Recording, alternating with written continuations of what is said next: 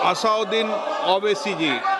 Sir, I stand to oppose the introduction of JNK Reorganization Amendment Bill 2025, Union Territories Amendment Bill 2025, and the Constitution 130 Amendment Bill 2025, sir. Sir, this violates principle of separation of powers, due process, undermines the right of the people to elected government.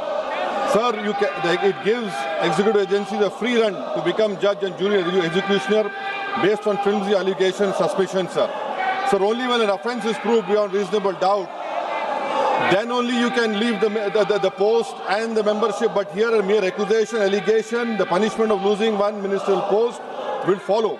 Sir, Parliament democracy's chief ministers and ministers can only be removed through true means. First, executive prime minister can recommend their removal if the second council of ministers lose confidence of the legislature.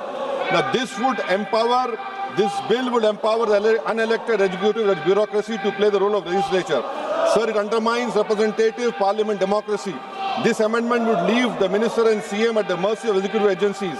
The severity of the amendment is not only in the fact that one loses their position if they are arrested, but even if they are detained. Detention and administrative action doesn't require an offence to be made. Sir, the chief minister will not be able to accountable people. I want to know from the Honourable Home Minister, as he read Article 74(1), which says that the Council of Ministers headed by the Prime Minister to aid and advise the President who shall, in exercise of his function, act in accordance with such advice. Now, this bill clearly violates 74(1). Sir, this is the 1933 Gestapo movement.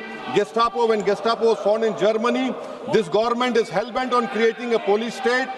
This will be a death knell and leash on elected government, sir. Indian Constitution is being amended to turn this country into a police state. BNS 152, the Home Minister promised in this House that sedition would not be used. Section 316, Section 9 of BNS, PMLA Section 4, all these can be used to destabilize an elected government, sir. That is why I oppose the introduction of all these three bills. This is nothing but creating a Gestapo to ensure that our democracy does not survive.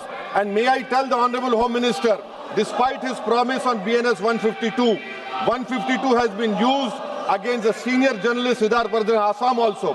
That is why I oppose this introduction of three bills, sir. Thank you.